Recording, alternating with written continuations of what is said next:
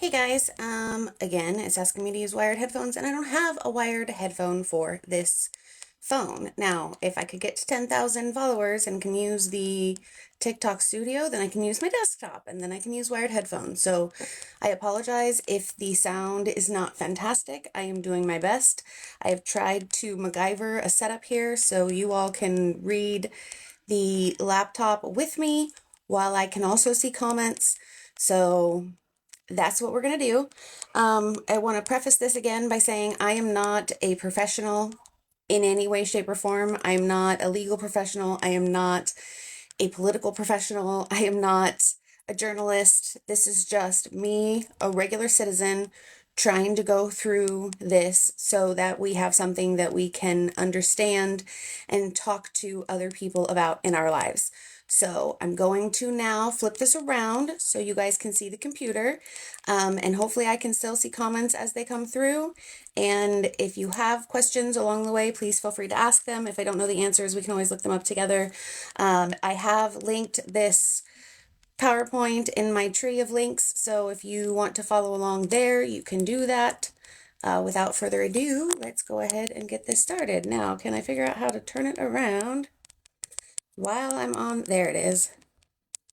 All right. Now I have to put it in a little setup here. Trying to MacGyver things. All right. I do have another thing that is coming, to hold my phone. That might be a little bit better, but for now, we'll just do this. So we're looking at Section 1, taking the reins of government. Subsection 1, the White House. This is written by Rick Dearborn, and it is pages 51 through 73 on Document Cloud. So if you want to pull that document up, that is also linked on my tree of links. America's bicentennial, which culminated on July 4th, 1976, was a spirited and unifying celebration of our country, its founding, and its ideals. I did not change any of the wording or capitalization or anything else from their document. I just copied and pasted it over here. Okay, so as we approach the nation's 250th anniversary, which will take place during the next presidency, America is now divided between two opposing forces, woke revolutionaries and those who believe in the ideals of the American Revolution. The former believe that America is, and always has been, systemically racist. And that is not worth celebrating and must be fundamentally transformed, largely through a centralized administrative state. The latter believe in America's history and heroes, its principles and promises, and in everyday Americans and the American way of life. They believe in the Constitution and Republican government. Conservatives, the Americanists in this battle, must fight for the soul of America, which is very much at stake. So then here I say, let's look at the way they use their speech. First, apparently those of us on the left aren't Americanists in this battle. They also claim that we don't believe this country is or will ever be worth celebrating. But what we actually think is that America could do so much better than she is, and we see the potential, which to me is more loving than wanting things to stagnate and never change. I always liken it to if you have ever had somebody in your life that is an addict, you can love them and enable them to continue to live the way they are, or you can love them and put boundaries down and want them to change things so that they can be better. Both ways you're loving the person. It's just how you go about it and what you want for their outcomes, in my opinion, that is different. I also find it funny that we're talking about a quote-unquote centralized administrative state is something that we on the left want. Meanwhile, they're attempting to change almost every department of our government within this document. We would also love to be in the quote-unquote American way of life, but that cannot mean the way of life from 1776. That must grow as we grow. Back to their document. Just 2 years after the death of the last surviving Constitutional Convention delegate, James Madison, Abraham Lincoln warned that the greatest threat to America would come not from without, but from within. This is evident today, whether it be mask and vaccine mandates, school and business closures, efforts to keep Americans from driving gas cars or using gas stoves, or efforts to defund the police, indoctrinate school children, alter beloved books, abridge free speech, undermine the colorblind ideal or deny the biological reality that there are only two sexes, the left's steady stream of insanity appears to be never ending. The next administration must stand up for American ideals, American families, and American culture, all things in which, thankfully, most Americans still believe. Highlighting this need, former director of the Office of Management and Budget, Russ Voigt writes in Chapter 2, the modern conservative president's task is to limit, control, and direct the executive branch on behalf of the American people. At the core of this goal is the work of the White House and the central personnel agencies. Article 2 of the Constitution vests all federal executive power in a president, made accountable to the citizenry through regular elections. Our founders wrote, the executive power shall be vested in a president of the United States of America. Accordingly, Vaught writes, it is the president's agenda that should matter to the departments and agencies. Is it telling me I have comments? Okay, stop telling me what to do, TikTok. All right, so my comments on this. Oh no, go back. How do I go back? I haven't done this since high school. Cute, Sarah. Mask and vaccine mandates that were temporary and for the greater good of our fellow Americans. And let's remember school and business closures as we progress in this document. Also, no one is trying to keep people from gas cars or gas stoves, but our technology progresses. Clean energy is better for us and the planet, not to mention fossil fuels aren't a never-ending source, but water, wind, and solar are. We also only want to quote-unquote defund the police because they have the largest budgets of anything within our cities, and that money could be going to other things like community programs to help our neighbors who are less fortunate.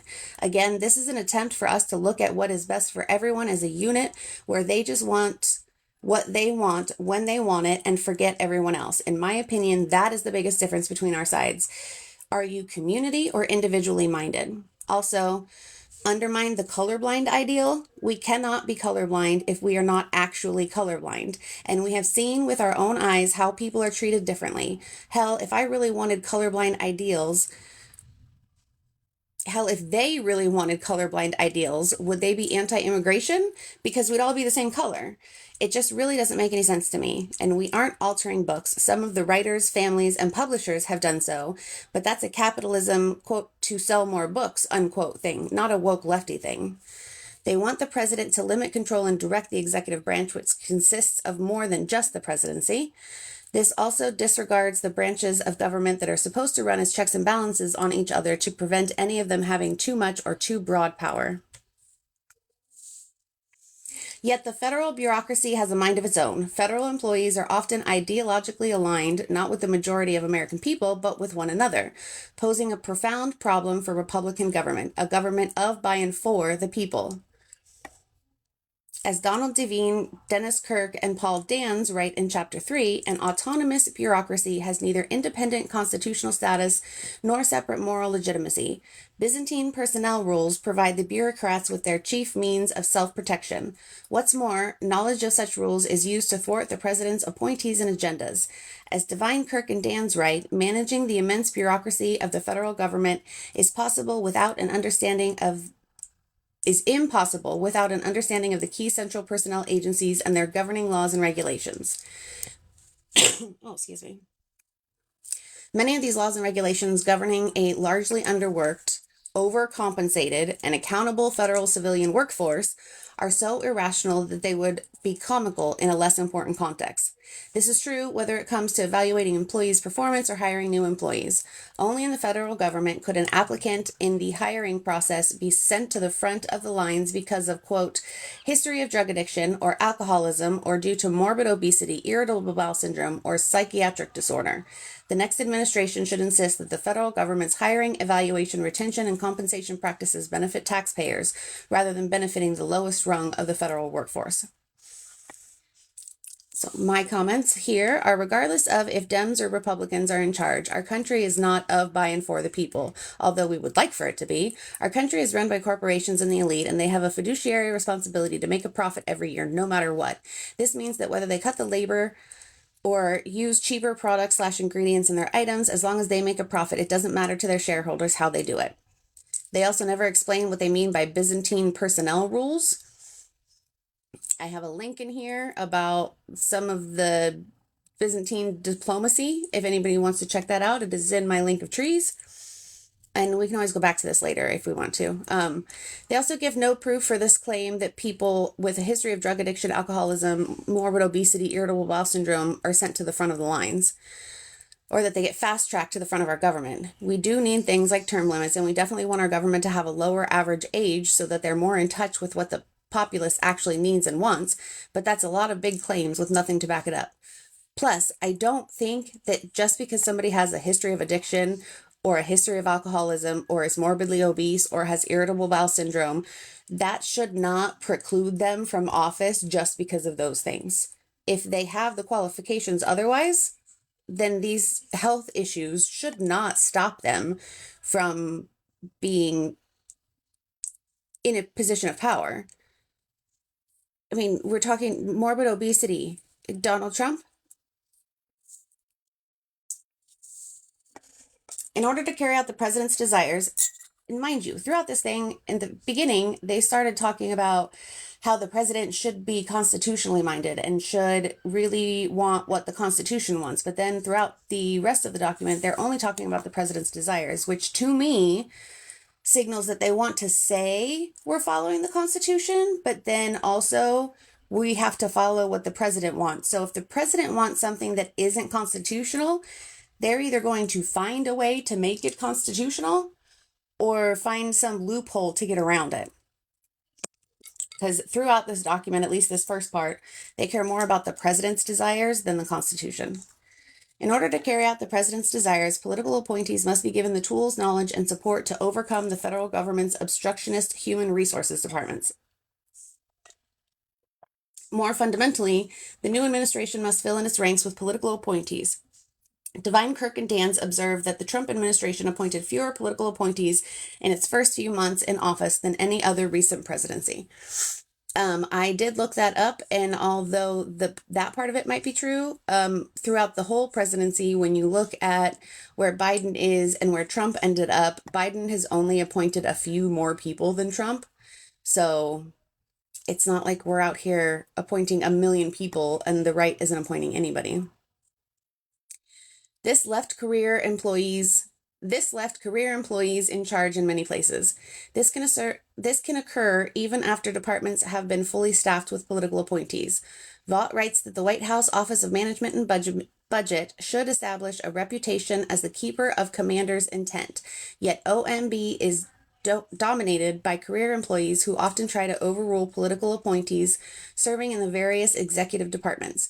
Empowering political appointees across the administration is crucial to the president's success. So, as I'm sure you guys have heard, this whole document is essentially set up in order for the president to be able to put in place people in positions of power that are loyalists. They're not going to care about the rule of law. They're not going to care about the Constitution. They want people in charge who are just going to do whatever Trump says. Above all, the president and those who serve under him or her, I love the inclusion here, must be committed to the Constitution and the rule of law. This is particularly true of a conservative administration, which knows that the president is there to uphold the Constitution, not the other way around. Oh, this is where we say the president is to uphold the Constitution. We should always be the Constitution. But then you'll see they're constantly talking about what the president wants, not what the Constitution states. If a conservative administration does not respect the Constitution, no administration will.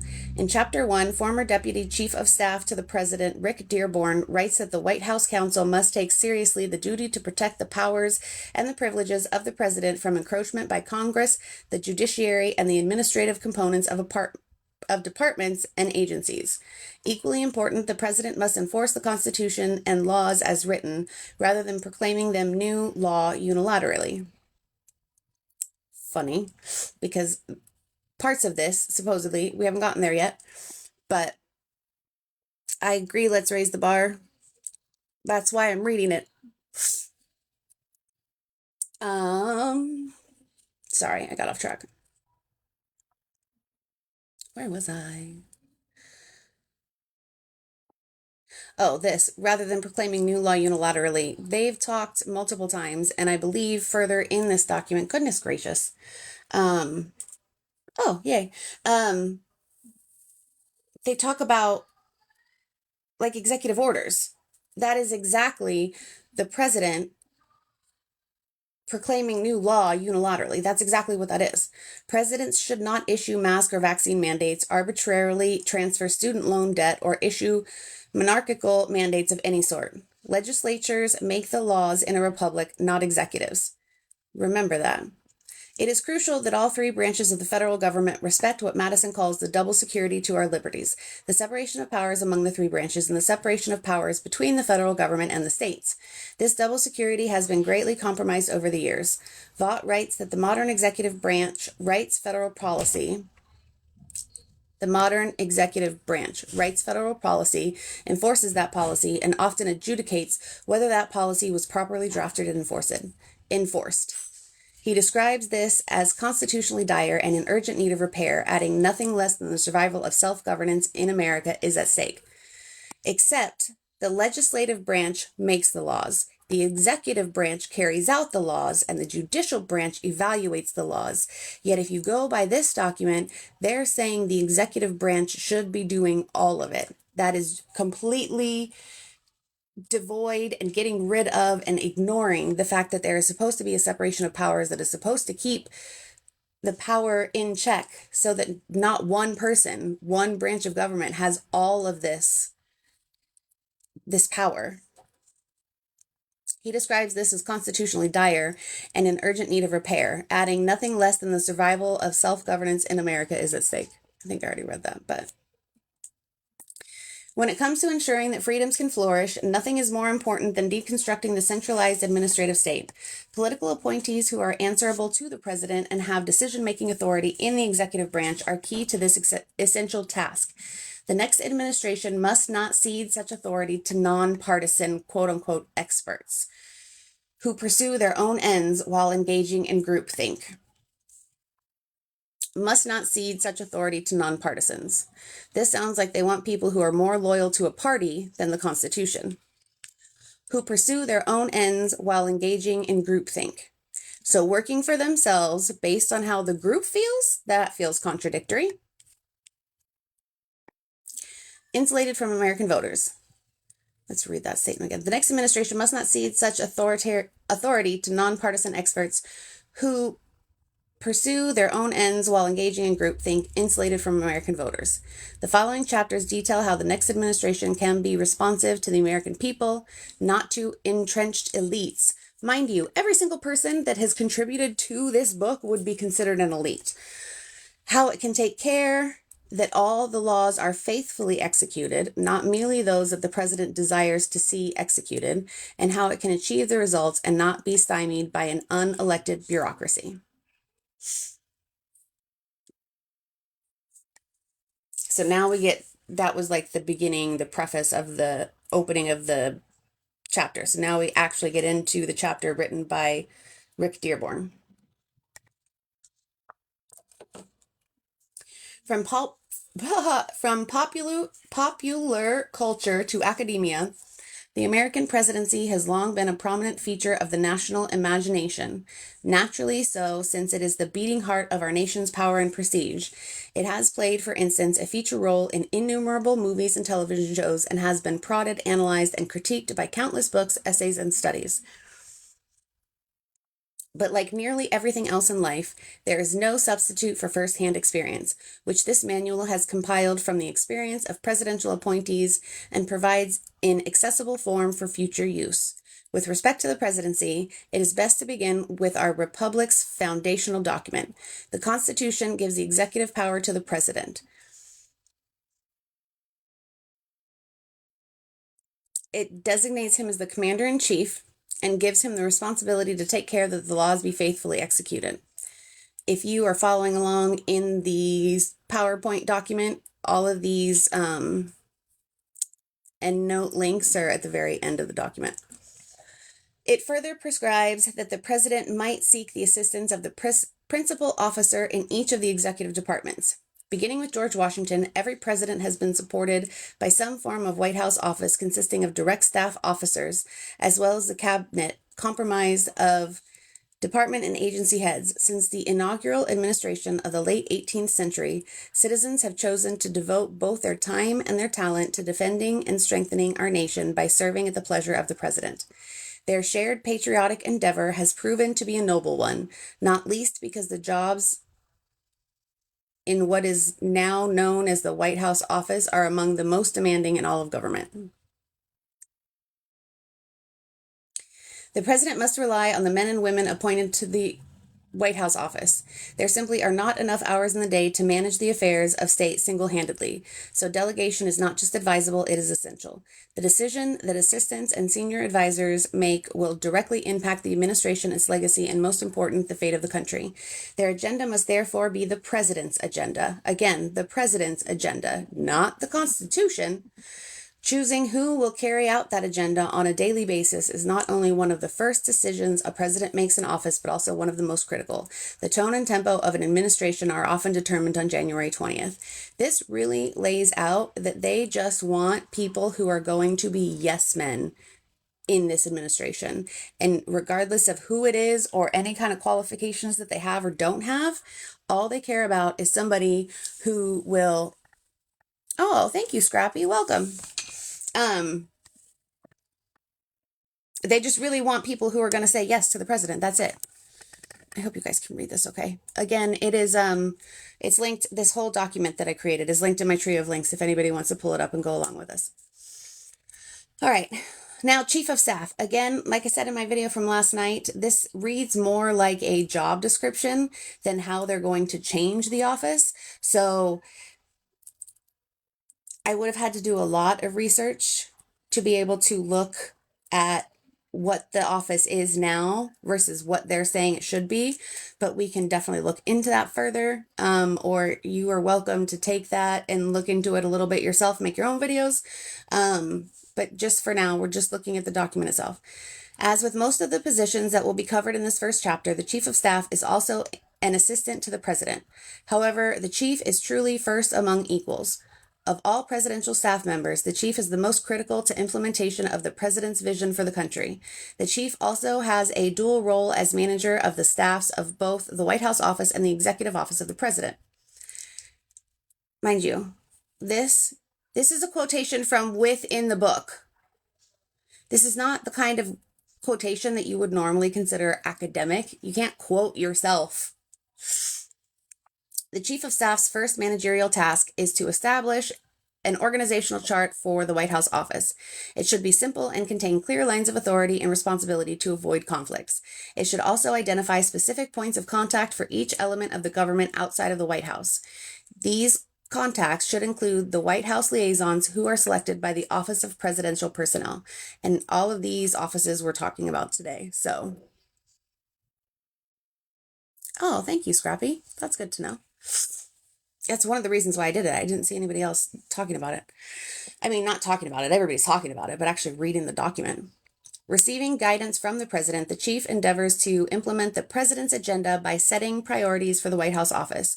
This process begins by taking stock of the president's campaign promises, identifying current and prospective opportunities, and then delegating policy priorities among the departments and agencies of the cabinet and throughout the 3 White House policy councils: the National Economic Council, the Domestic Policy Council, the National Security Council. The president is briefed on all of his policy priorities by his cabinet and senior staff as directed by the chief. The chief, along with senior White House office staff, maps out the issues and themes that will be covered daily and weekly. The chief then works with the policy councils, the cabinet, and the Office of Communications and the Office of Legislative Affairs to sequence and execute the rollout of policies and announcements. White House counsel and senior advisors and senior counselors are also intimately involved. All senior staff reports to the Chief of Staff, either directly or through his 2 or 3 deputies, unless the president determines that a particular assistant to the president reports directly to him. So the president can just decide that somebody doesn't report to their director, but to him directly. And I assume that will probably happen in positions that have a lot of power. Most chiefs have interacted directly with the cabinet officers and a select number of direct reports. In most cases, the direct reports to the chief are his 2 or 3 deputies. We've already said this. The communications director, PPO director, White House counsel, and senior advisors. Occasionally, the Office of Public Liaison, the cabinet secretary, and intergovernmental affairs also report directly to the chief. Usually, however, they report instead to a deputy chief of staff. The chief of staff's main challenge is time management. His use of his deputies, meetings with senior staff, and directions provided to the White House office must all balance with the daily needs of the president. A successful chief steers the West Wing using his management of and influence with the various individuals and entities around him. It goes without saying that selecting the right person to be chief is vital. Deputy chiefs of staff. In recent years, presidents typically have appointed 2 deputy chiefs of staff, a deputy chief of staff for management and operations, and a deputy chief of staff for policy. There also have been other types of deputies whose roles have included, for example, overseeing strategy, planning, and implementation. Chiefs of staff have then occasionally appointed a principal deputy chief to be in charge of guiding decision-making, organizational structure, and informational flow. Principal deputy chiefs of staff. Not all chiefs of staff have tapped a principal deputy. A major reason is that doing so adds another layer of command complexity. When principal deputies have been installed, their roles have varied based on the needs of particular chiefs. Most principal deputies have functioned as doorkeepers, sorting through action items, taking on those that can be handled at their own level, and passing up others that truly require the attention of the chief of staff or the president. Principal deputies have also assumed control of the scheduling functions, normally under the operations deputy, and have worked directly with the policy councils at the direction of the chief of staff. The OPL and Office of Political Affairs have reported to a principal deputy. Deputy Chief of Staff for Management and Operations. The Deputy Chief of Staff for Management and Operations oversees the President's schedule and all logistical aspects of his movement within and outside of the White House. For example, both air travel on Air Force One and Marine One and ground transportation. This deputy also interfaces with the Secret Service as well as all the military offices tasked with keeping the President and his family safe.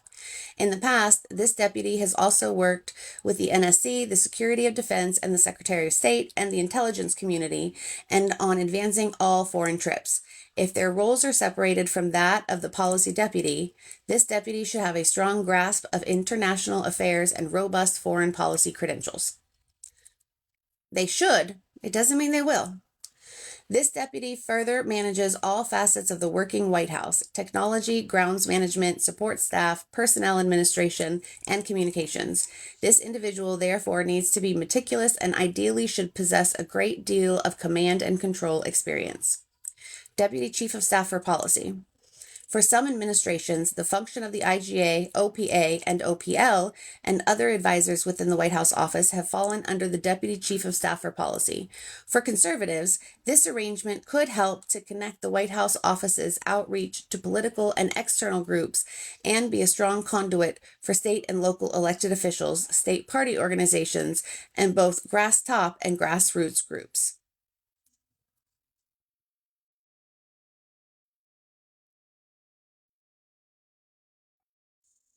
Just reading my note here.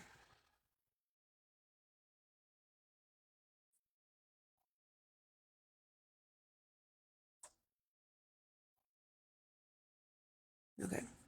This deputy chief works directly with the chief of staff, cabinet officers, and all 3 policy councils to support the development and implementation of the president's agenda. This deputy chief should therefore have impressive policy credentials in the realms of economic, domestic, and social affairs. Senior advisors. Presidents have surrounded themselves with senior advisors whose experience and interests are not necessarily neatly defined. In recent administrations, senior advisors have been appointed to offer broad guidance on political matters and communications issues. Others have acted as czars for specific projects or policy areas.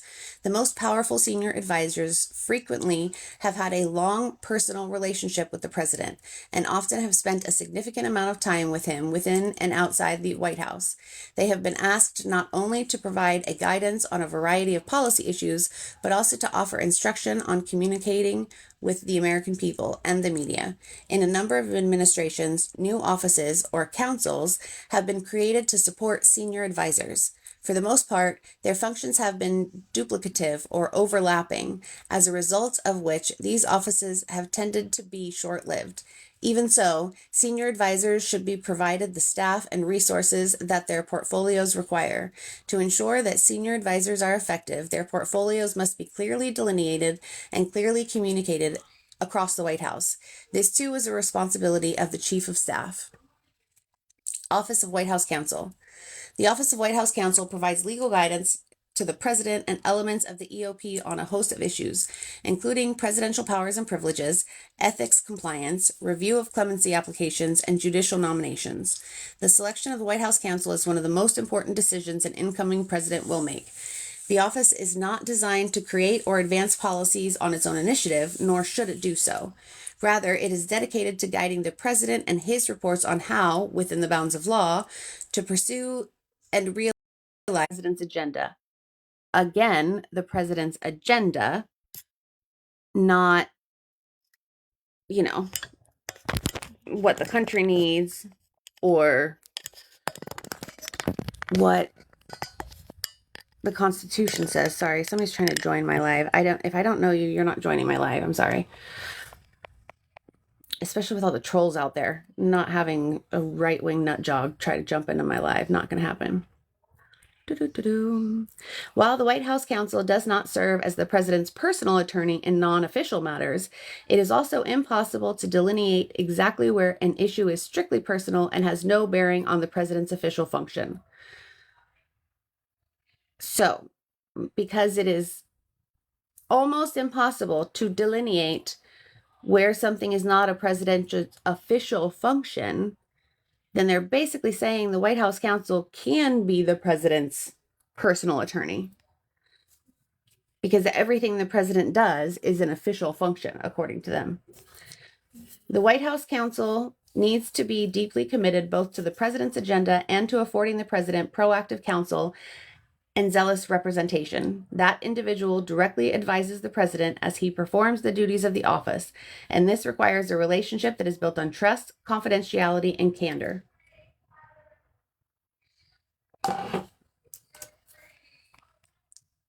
Office of White House Counsel continued. Welcome everybody who's joining us. The Office of White House Counsel is also responsible for ensuring that each component of the White House adheres to all applicable legal and ethical guidelines, which often requires ongoing training and monitoring to ensure compliance. This means ensuring that White House staff regularly consult with office attorneys on required financial disclosures, received gifts, potential conflicts of interest, and other ethical concerns. The Office of White House Counsel is the first line of defense for the EOP. Its staff must take seriously the duty to protect the powers and privileges of the president from encroachments by Congress, the judiciary, and the administrative components of departments and agencies.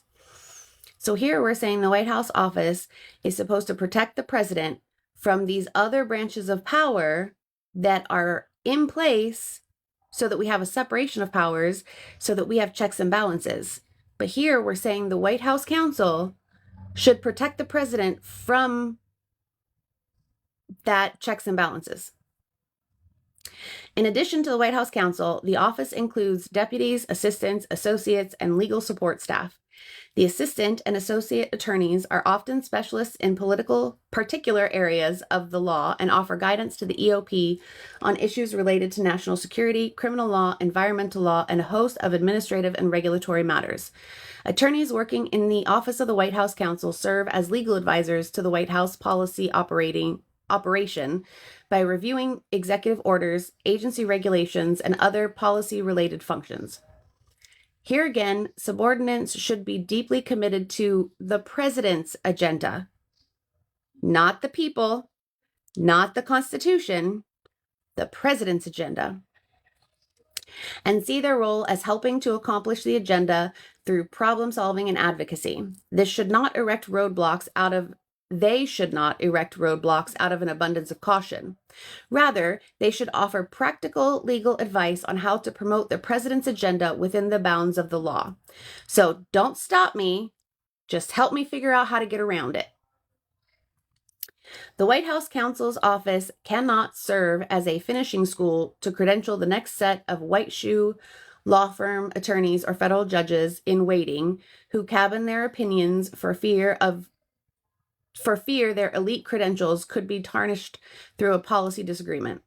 Rather, it should function more as an activist yet ethical plaintiff's firm that Rather, it should function more as an activist yet ethical plaintiff's firm that advocates for its client. Okay. This is very clunky wording. So, the White House counsel should function as an activist, although ethical, for its client, the president, within the limits imposed by the Constitution and the duties of the legal profession. Does anybody actually believe that they're going to follow duties of the legal profession? The Office of White House Counsel also serves as the primary gateway for communication between the White House and the Department of Justice.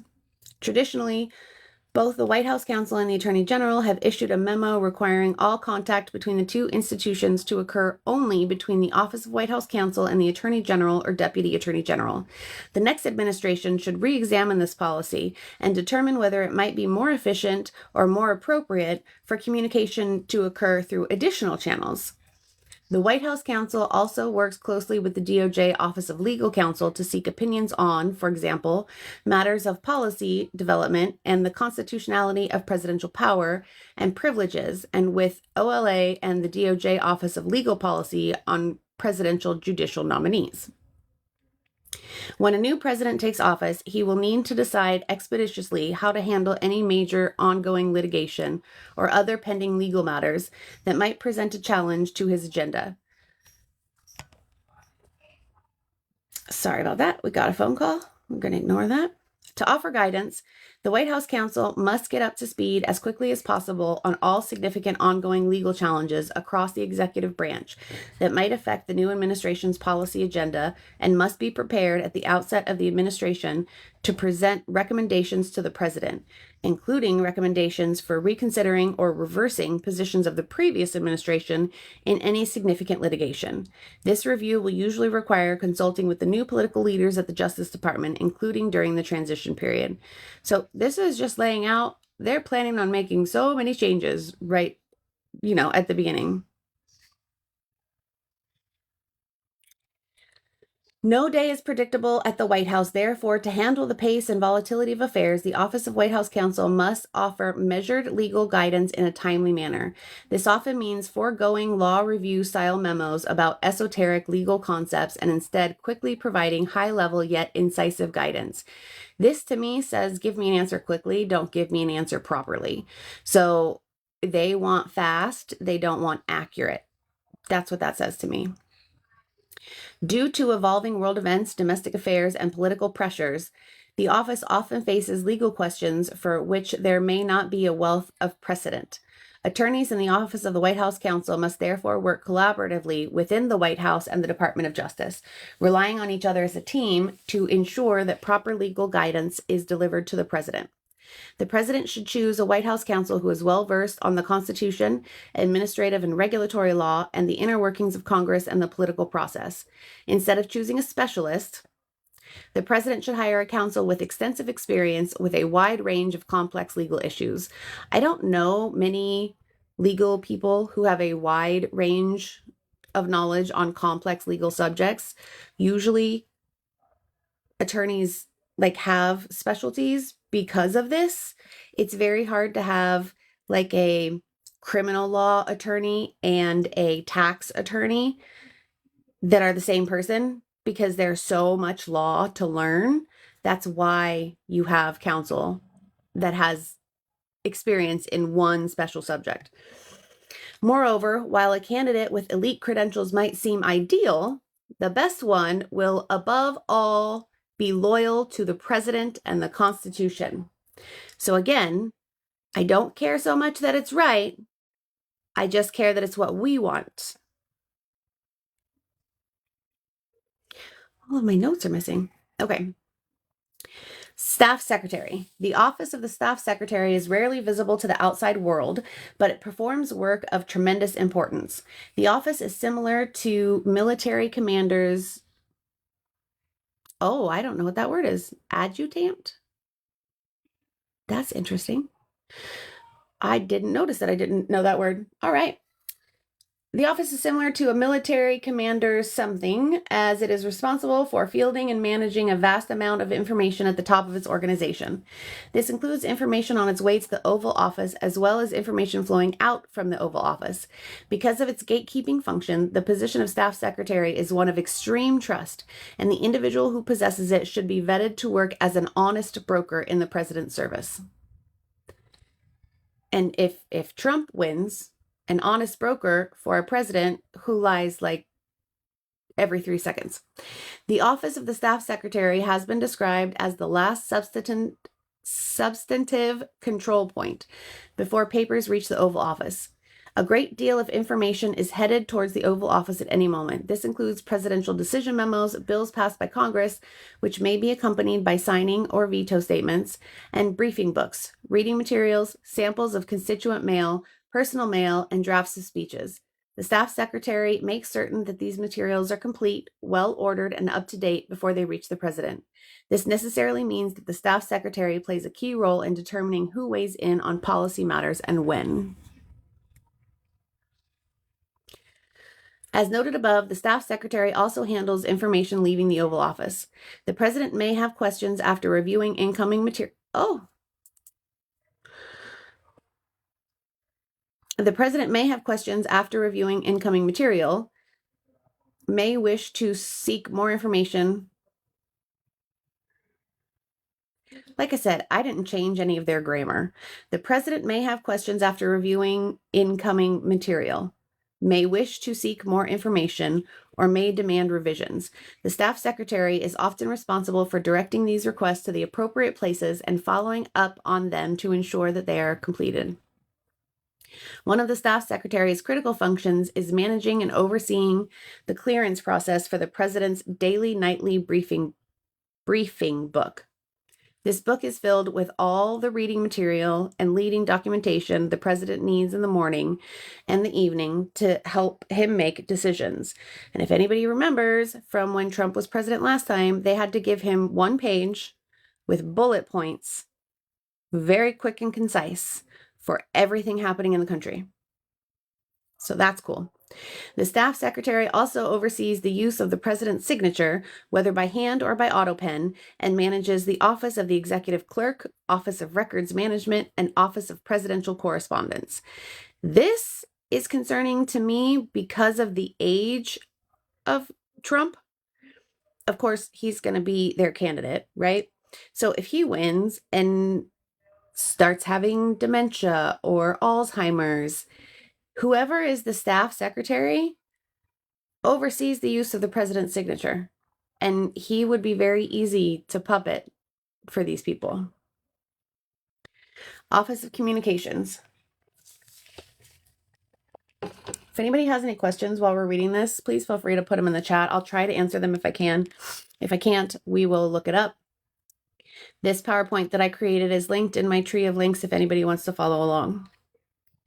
And all of their endnote quotations, their like bibliography is at the end of this too, if anybody wants to look at their research.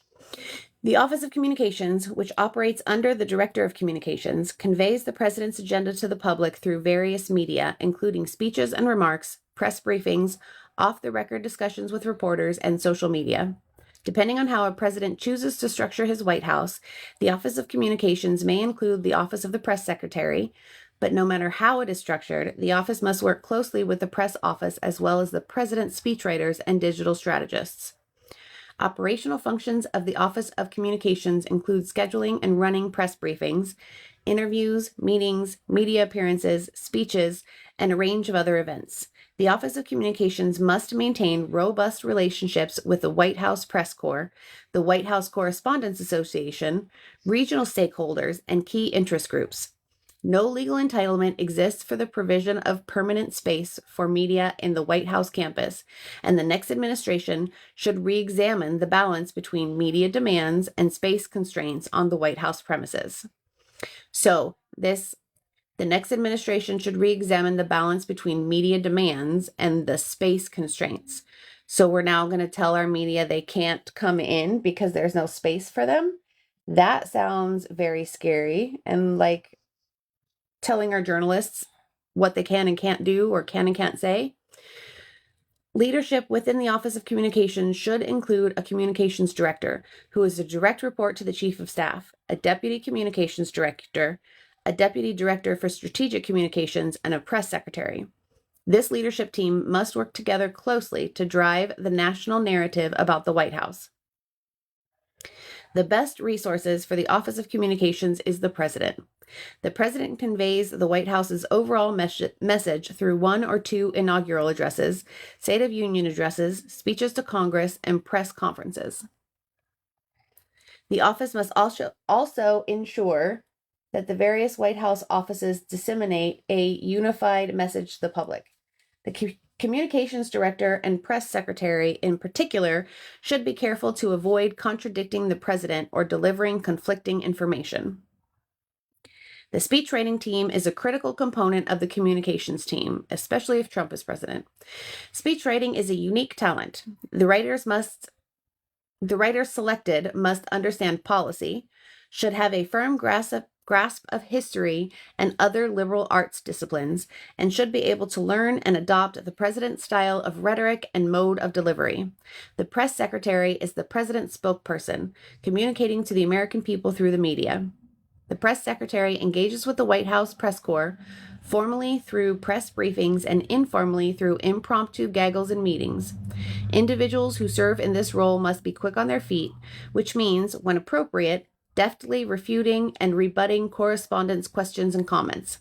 The communications director must convey the president's mission to the American people. Especially for conservatives, this means navigating the mainstream media to ensure that the president's agenda is conveyed effectively and accurately. The communications director must be politically savvy and very aware of the ongoing activities of other White House offices. The new administration should examine the nature of the relationship between itself and the White House Correspondents Association and consider whether an alternative coordinating body might be more suitable. I just had an intrusive thought. I feel like we should, whenever it talks about the president's agenda, we should make this into a drinking game. Take a shot. Just kidding. Don't do that. That might be too much for this document. Office of Legislative Affairs. Created by President Dwight Eisenhower, the OLA has continued to serve as the liaison between the White House and Congress. The White House must work with congressional leaders to ensure presidential nominees for roles such as cabinet secretaries and ambassadors are confirmed by the Senate. Hold on, sometimes things don't sound right to my brain. The White House must work with congressional leaders to ensure presidential nominees for roles such as cabinet secretaries and ambassadors are confirmed by the Senate. Oh, okay. It was that little bit in the middle there. The White House also relies on Congress to enact reforms promised by the president on the campaign trail, whether those promises relate to healthcare, education, or national defense.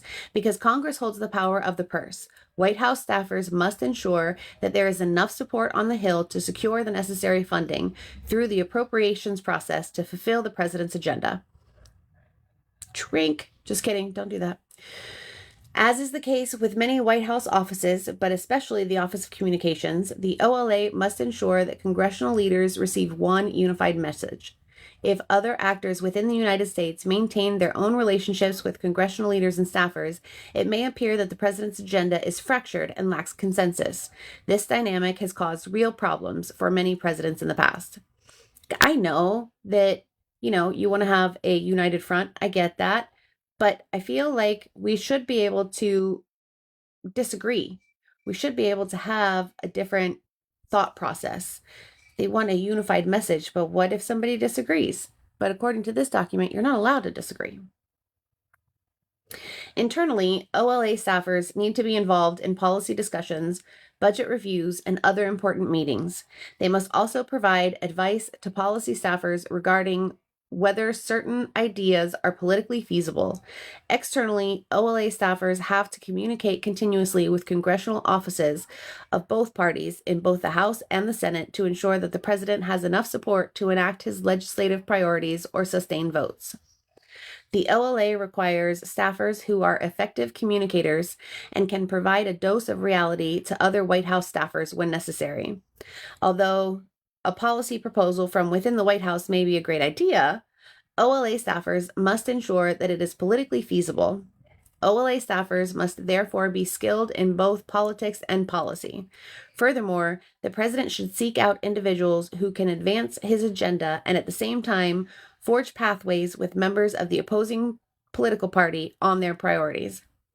Most important, the OLA must function as a well-oiled machine, precisely synced. The president cannot afford to have a tennis player on, much less as the leader of his football team. Ooh. I don't know. Should I put my own face on here and just read that way? I just thought maybe you guys would want to read along with me. Maybe in a little bit. What slide am I on? Can I tell what slide I'm on? Maybe halfway through we'll swap it and see if more people hang out. Office of Presidential Personnel. The political axiom that personnel is policy was popularized under President Ronald Reagan during the 1981 presidential transition. One of the most important offices in the White House is the PPO, which was created under President Richard Nixon to centralize political appointments. Departments and agencies had and still have direct legal authority on hiring and firing, but the power to fill Schedule C positions, the core of political jobs, is vested with the president. Therefore, the White House, not the department or agency, has the final word on political appointments. PPO's primary responsibility is to staff the executive branch with individuals who are equipped to implement the president's agenda. Although its focus should be identifying and recruiting leaders to fill the approximately 1,000 appointments that require Senate confirmation, PPO must also fill approximately 3,000 political jobs that require dedicated conservatives to support the administration's political leadership.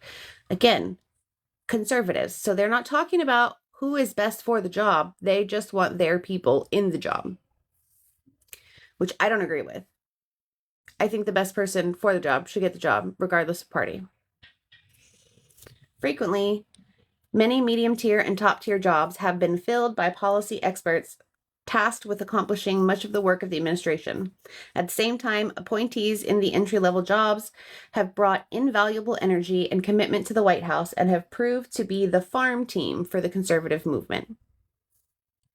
The Office of Presidential Personnel is responsible for identifying potential political personnel both actively through recruitment and passively by fielding resumes and adjudicating requests from political actors, vetting potential political personnel by conducting political background checks and reviewing any clearance and fitness assessments by departments and agencies, making recommendations to the president and to other appointment authorities on behalf of the president.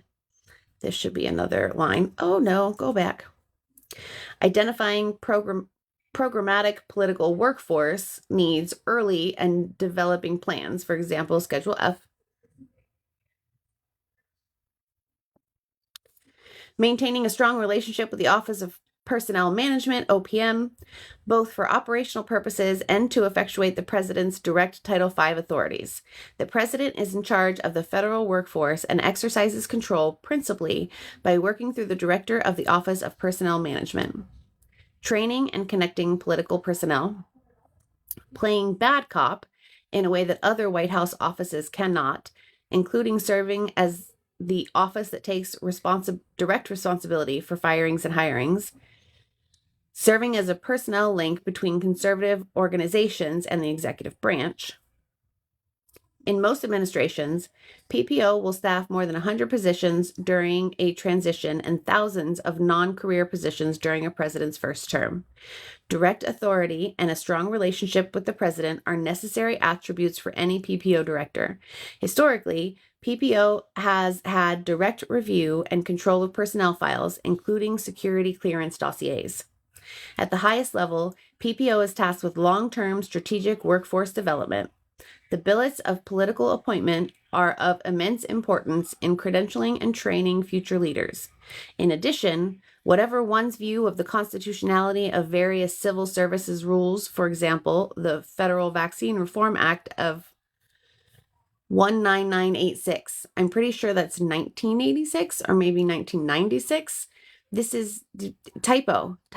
These people want to run our country and they can't even proofread documents right.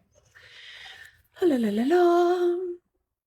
The billets of political appointments are of immense importance in credentialing and training future leaders. In addition, whatever one's view of the constitutionality of various civil services rules might be, it is necessary to ensure that departments and agencies have robust cadres of political staff just below senior levels in the event of unexpected vacancies. Office of Political Affairs.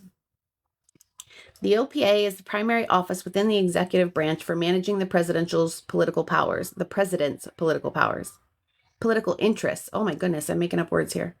Although its specific functions vary from administration to administration, the OPA typically serves as the liaison between the president and associated political entities, national committees, federal and state campaigns, and interest groups. Within legal guidelines, the OPA engages in outreach, conducts casework, and, if the president is up for re-election, assists with his campaign.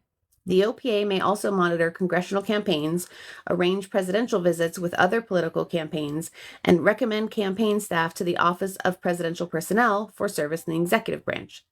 The OPA further serves as a line of communication between the White House and the president's political party. This includes both relaying the president's ambitions to political interests and listening to the needs of political interests. This relationship allows for the exchange of information between the White House and political actors across the country. The OPA should have one director of political affairs who reports either to the chief of staff or to a deputy chief of staff. The OPA should also include various deputy directors, each of whom is responsible for a certain geographical region of the country. Because nearly all White House activities are in some way inherently political, the OPA needs to be aware of all presidential actions and activities, including travel, policy decisions, speeches, nominations, and responses to matters of national security, and consider how they might affect the president's image. The OPA must therefore have a designated staffer who communicates not only with other White House offices, but also with the cabinet and executive branch agencies. Office of Cabinet Affairs. The OCA's role has changed to some degree over the course of various administrations, but its overriding function remains the same, to ensure the coordination of policy and communication between the White House and the cabinet. Most important, the OCA coordinates all cabinet meetings with the president. It should also organize and administer regular meetings with the deputy secretaries because they also typically serve vital roles in the department and agencies and, further, often become acting secretaries when cabinet members resign. There should be one cabinet secretary who reports to the chief of staff's office, either directly or through a deputy chief, according to the chief's preference and focus. The cabinet security maintains a direct relationship with all members of the cabinet. The OCA further consists of deputies and special assistants who work with each department's principal, deputy secretary, undersecretaries, assistant secretaries, and other senior staff. The OCA also connects the departments to White House offices. The OCA coordinates with the Chief of Staff's office and the Office of Communications to promote the president's agenda through the cabinet departments and agencies. The cabinet's communication staffers are obviously another critical component of this operation. In prior administrations, the OCA has played a vital role by tracking the president's agenda for the chief of staff, deputy chiefs, and senior advisors. It has worked with each department and agency to advance policy priorities. In the future, amplifying this function would truly benefit both the president and the conservative movement. From time to time throughout an administration, travel optics, ethic challenges, and Hatch Act, that's a reference, and Hatch Act issues involving cabinet members, deputies, and senior staffers can arise. The OCA is normally tasked with keeping the White House offices informed of such developments and providing support if and when necessary. The ideal cabinet secretary will have exceptional organizational skills and be a seasoned political operative or attorney.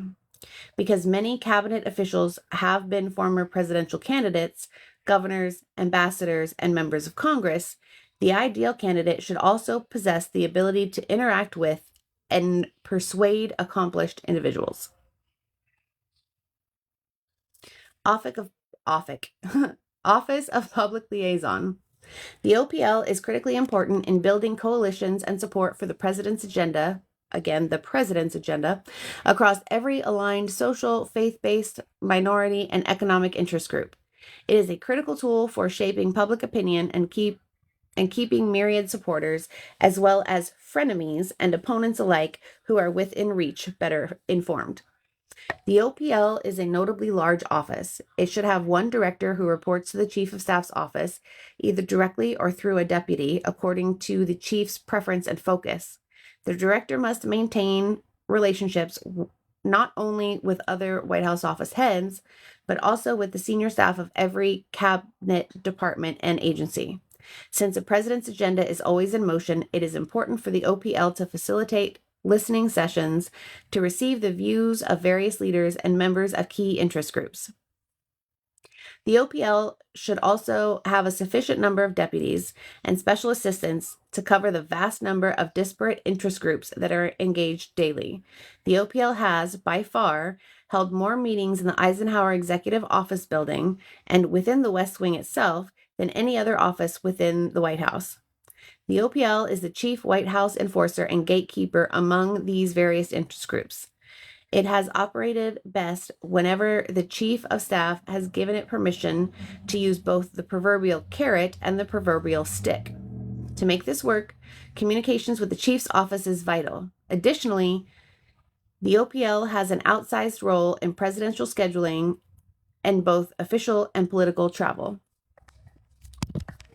The OPL director should come from the president's election campaign or Capitol Hill, but should not have deeply entrenched connections to a K Street entity or any other potential stakeholder. Some prior relationships can create real or perceived biases towards one group or another. The director should be amiable, gregarious, highly organized, and willing to shoulder criticism and pushback from interest groups and other elements of the administration. I also want to mention that these qualifications that they're laying out for these people, they're not tangible qualifications. So it's not like you would see in a normal job description, like 3 years experience, history working in this area. It's always like be organized, be able to talk to people, listen to the president. So it's basically, in my opinion, making this so they can put absolutely anybody they want in these positions, regardless of whether they're qualified or not. Unlike the director, OPL deputies and special assistants need a deep understanding of the Capitol, from K Street to Capitol Hill. They should have an extensive experience in private industry, the labor sector, the conservative movement, and among the specific interest groups with which they will be asked to engage on behalf of the White House. OPL staffers work with more external and internal parties than any other White House office staffers. In turn, they must be effective communicators and initiative takers. They must also be able to influence, persuade, and, most important, listen to various stakeholders and ensure that they feel heard, because making sure stakeholders and the rich feel heard is so important. All OPL staffers must understand from the outset that their jobs might be modified or even phased out entirely as the administration's priorities change. Office of Intergovernmental Affairs. The IGA connects the White House to state, county, local, and tribal governments. In other words, it is the one-stop shop for disseminating an administration's agenda to all non-federal government entities. Again, remember, this is not saying what these departments do now necessarily. This is saying what they will do. Wait, what's going on? What? Drag the puzzle piece. Okay. Hold on. It's asking me to verify something in the middle of this live. Oh, I guess so that the live doesn't end. Okay. The IGA connects the White House to state. Okay. I read that. What was I saying? Oh, yeah. This isn't necessarily saying what these offices do now. This is what will happen if and when they're able to implement Project 2025. The IGA should have a director to whom one or two deputy directors report. The director must ensure that the White House remains connected to all non-federal government entities. The interests and perspectives of these entities are represented in policy discussions, organized events with the West Wing, EOP senior staff, and IGA staff throughout the departments and agencies. The IGA can be staffed in a variety of ways, but two arrangements are most common. Each deputy and that deputy's staffers are responsible for a type of government. A group of staffers is responsible for a specific geographical region of the country. The IGA, as suggested above, represents the interests and perspectives of non-federal government entities, but its primary job is to make sure that these entities understand an administration's agenda and ultimately support it. The IGA must work with all other White House offices, especially the OPA and the OPL, and manage its staff throughout the departments and agencies. IGA staffers must therefore have communication skills, understand political nuance, and be willing to engage in complex policy discussions. They should also be not just generally responsive, but also proactive in seeking out the interests and perspectives of non-federal government entities. White House Policy Councils. As the federal government has ballooned in size over the past century, it has become increasingly difficult for the president alone to direct his agenda across the executive branch.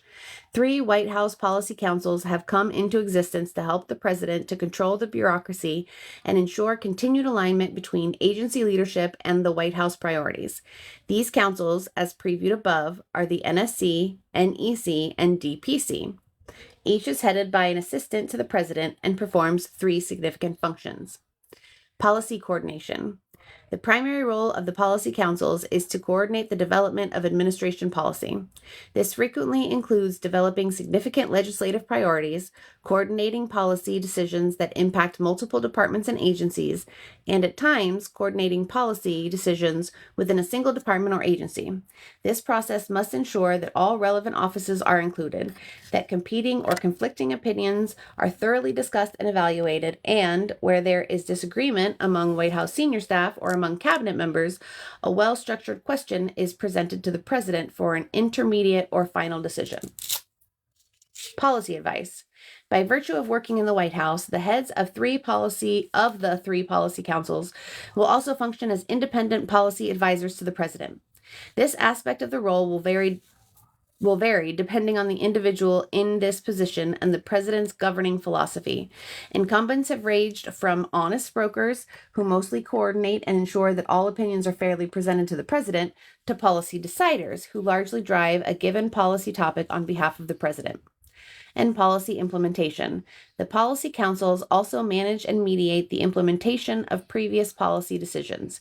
Implementation of a new statute or an executive order frequently takes years and involves many distinct and more granular policy decisions along the way.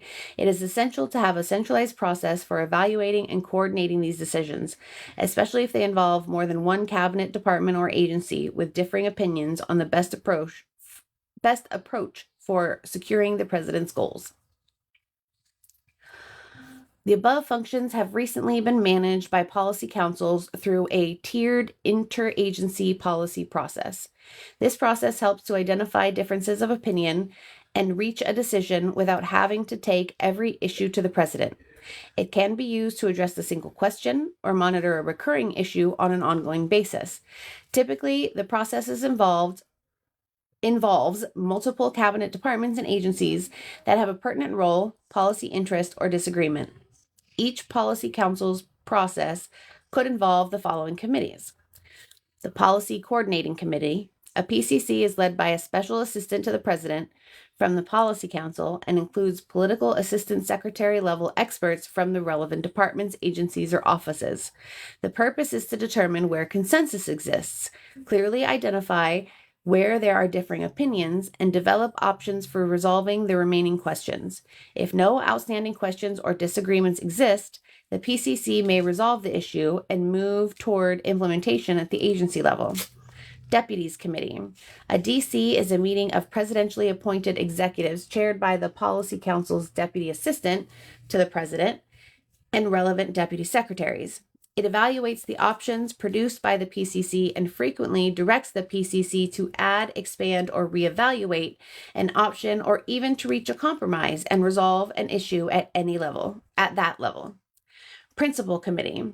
When questions are not resolved by a DC, the director of the Policy Council will chair a PC, which is attended by the relevant cabinet secretaries and senior White House political staff. This is the final opportunity for the president's most senior advisors to discuss the question, make sure that each principal's position is carefully understood, and see whether a consensus or a compromise might be reached. If not, the chief of staff's office will schedule time for the PC to meet with the president for a final decision. So the president gets basically final decision on anything, which I know happens sometimes now, but this is talking like whenever there's an issue. Despite having seemingly clear and separate portfolios, the three policy councils frequently have areas of overlap, which can result in confusion, duplication, or conflict. For example, there are areas of immigration and border security, either NSC or DPC, healthcare, energy, and environment, either NEC or DPC, and trade and international economic policy, either NSC or NEC. Identifying these potentially problematic areas and assigning policy responsibilities to only one council where possible will help to speed up the policy coordination process.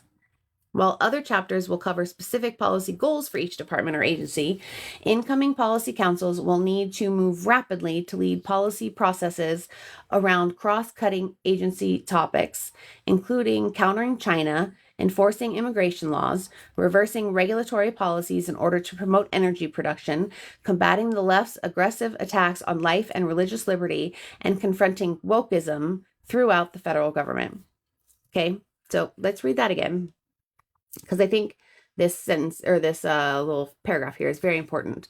While other chapters in this document that we will get to in future days will cover specific policy goals for each department or agency, incoming policy councils will need to move rapidly to lead policy processes around cross-cutting agency topics, including countering China, enforcing immigration laws, reversing regulatory policies in order to promote energy production, combating the left's aggressive attacks on life and religious liberty, and confronting wokeism throughout the federal government. I don't know about you, but I don't want anybody to move rapidly when it comes to policy like that, because it needs to be thorough, it needs to be complete, and moving rapidly is not going to accomplish that. National Security Council. The NSC is intended to be an interdepartmental body within the White House that can set national security policy with a whole of government approach. Unlike the other policy councils, the NSC was established by statute. Statutory members, that's a note from the back. It's a reference, that's what I mean. Statutory members and advisors who are currently part of the NSC include the President and Vice President, the Secretaries of State, Defense, and Energy, the Chairman of the Joint Chiefs of Staff, and the Director of National Intelligence. The NSC staff, and particularly the National Security Advisors, should be vetted for foreign and security policy experience and insight. The National Security Advisor and NSC staff advise the President on matters of foreign policy and national security, serve as an information conduit in times of crisis, and as liaisons ensuring that written communications are properly shared among NSC members.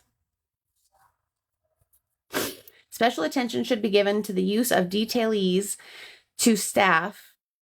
Detailees?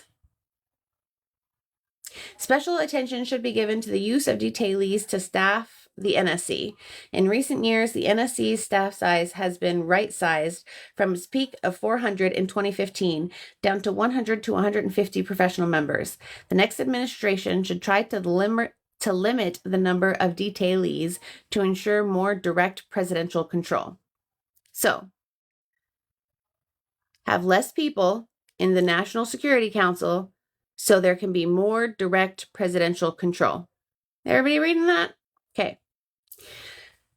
National Economic Council. The NEC was established in 1993 by executive order and has 4 key functions: to coordinate the economic policymaking process with respect to domestic and international economic issues, to coordinate economic policy advice to the president, to ensure that policy decisions and programs are consistent with the president's stated goals and that those goals are being effectively pursued, and to monitor implementation of the president's economic policy agenda.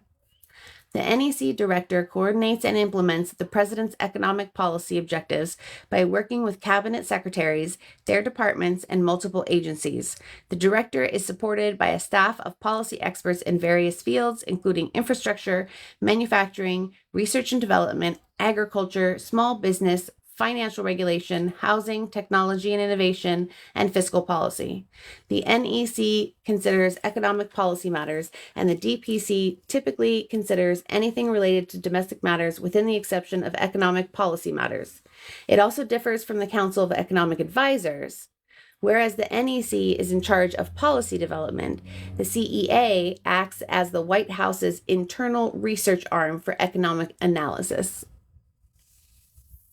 It is therefore critically important to find people with the right qualifications to head both the NEC and the CEA.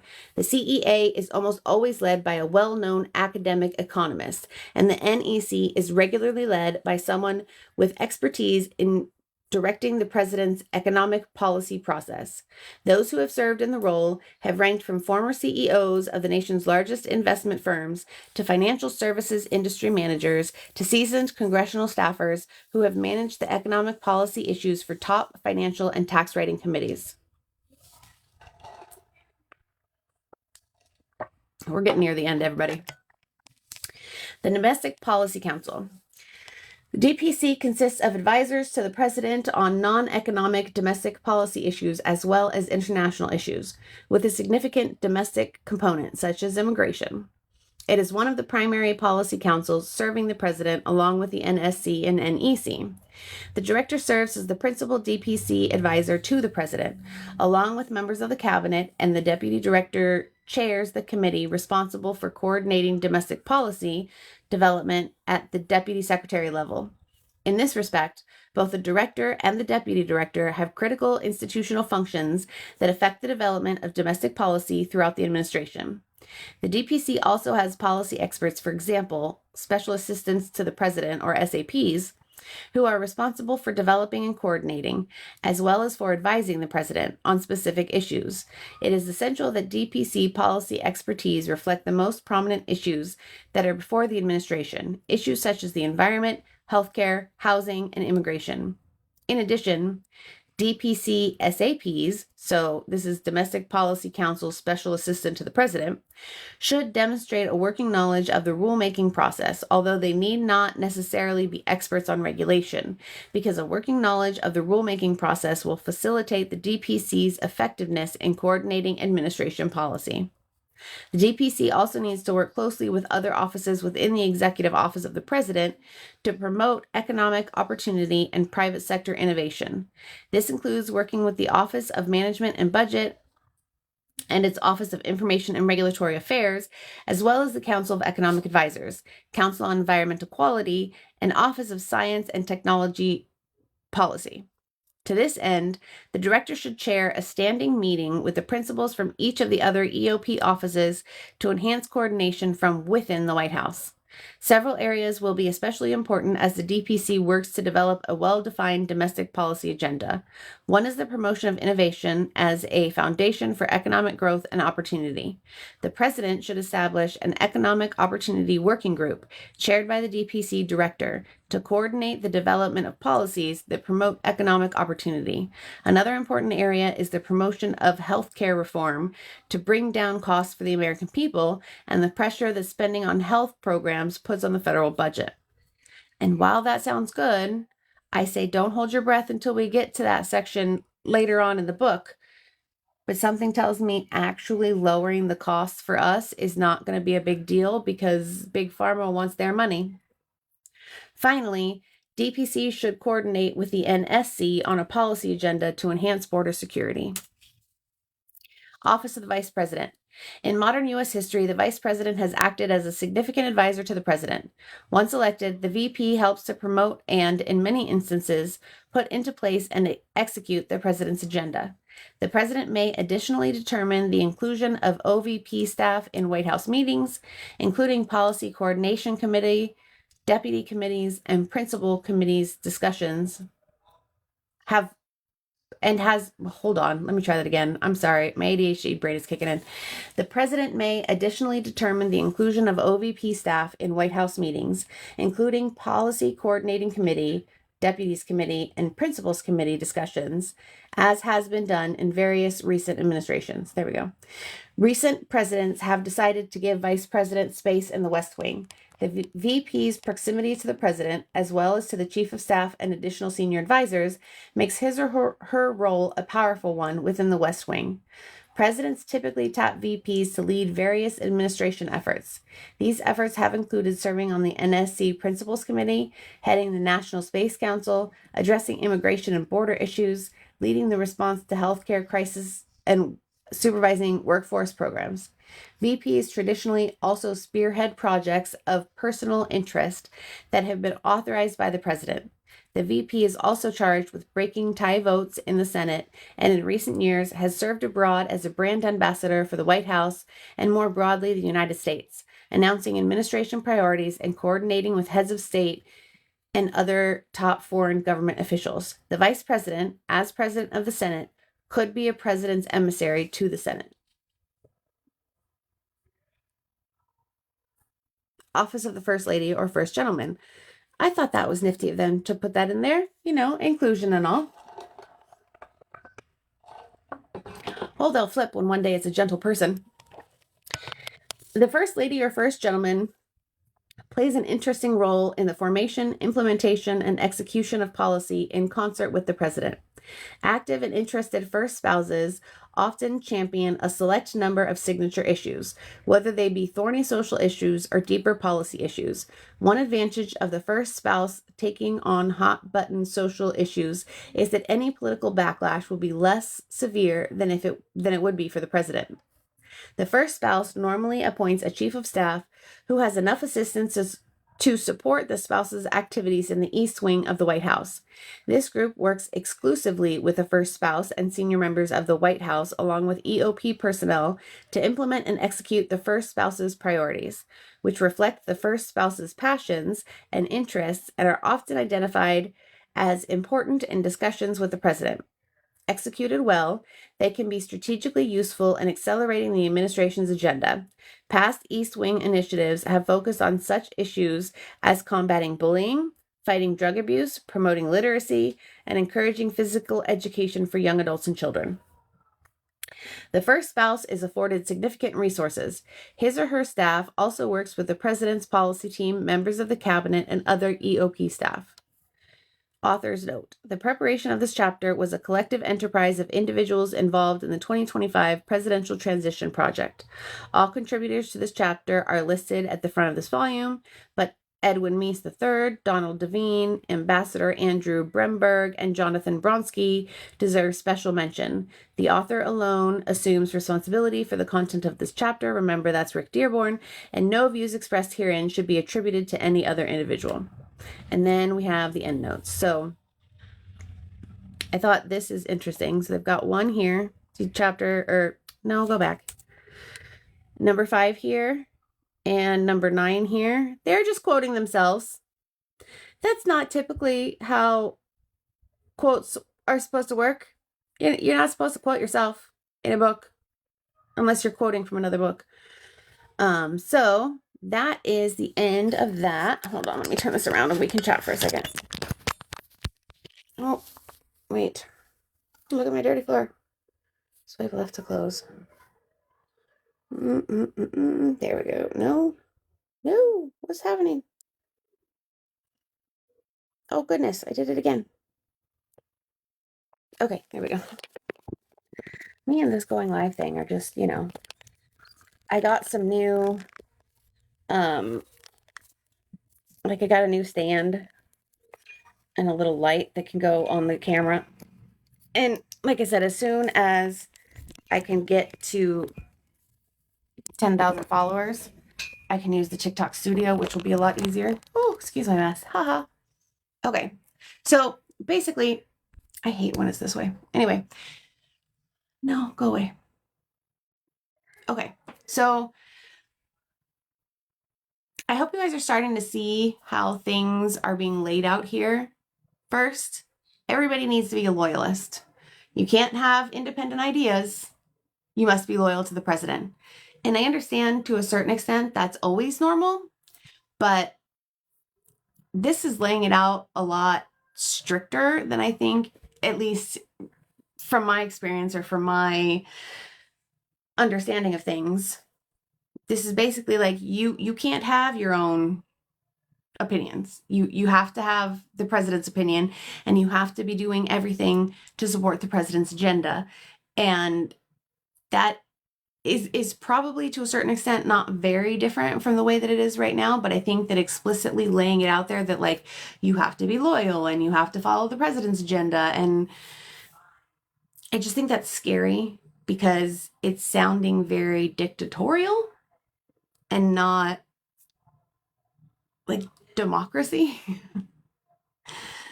And we're laying out how everybody is supposed to talk to each other and communicate within these departments. And as we get further into this, we are going to see what they want some policies to be within the departments that they're wanting to change.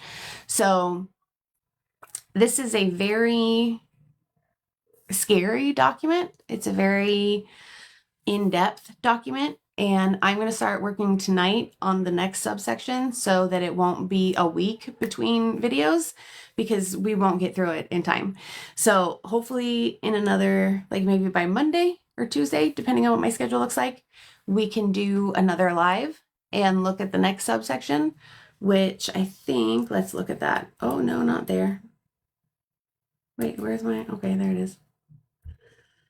So we're going to be on page 74 when we start next time.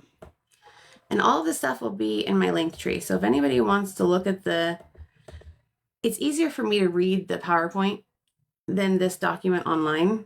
It's because my eyes get all cross-eyed. So the next subsection is the Executive Office of the President of the United States. So that's what we'll be looking at in a few days. If anybody has any questions, please feel free to let me know. You can drop them in any of my videos on my page. Once this is available to me on TikTok, I will be uploading to my YouTube channel, which doesn't have a lot on it, but we'll have all of these videos. So if you want to go back and watch the live again, you're more than welcome to. Take bits and pieces of it that I'm reading and use that to make your own content. You don't have to use the video itself, but like just use the information that we talk about to make your own content, because not enough people know about this, ironically. If you are not politically minded, you probably don't even know that this document exists. And because it is 900 pages, and I'm pretty sure this is probably what they wanted, not very many people are going to sit down and read it. So they're just going to listen to what people that they trust are saying, which is maybe fine for some people, but we know that there are people on the right that are just grifters, that are just here trying to make some money. And they're going to take little bits and pieces that maybe sound good if you just look at the one sentence. But when you look at it in full context, it's scary. Hi, Cordan. So take this and make your own content if you want to. or share the video with other people. Like I said, I'm going to upload it to my YouTube so you can share it from there. I don't care about views necessarily. I just want people to read this document. So if anybody's interested, let me know. If anybody has any ideas for the next time, I know this is kind of boring. So I don't know if maybe watching me read would be more interesting instead of watching the thing. If we did that way, maybe it would be a little bit faster because I could try to read from the document on Document Cloud, even though it's a little bit harder for me to read just because of the font. But I don't want to take months to get through this document. You know what I mean? So let me know what you guys are interested in. Do you want to see my face while I read, or do you like reading along with me? I will ask that in an actual video so people can comment there too. I appreciate anybody who has jumped in to watch. I don't know if people are watching live now. I don't know how to know how many people are watching live, but I'll figure it out as we do this. And I hate this like inverted filter. I don't know how I turned that on, but anyway. TikTok just told me to take a break. Great job. You've gone live for 90 minutes. Don't forget to take a break. Good job. Now leave. Okay.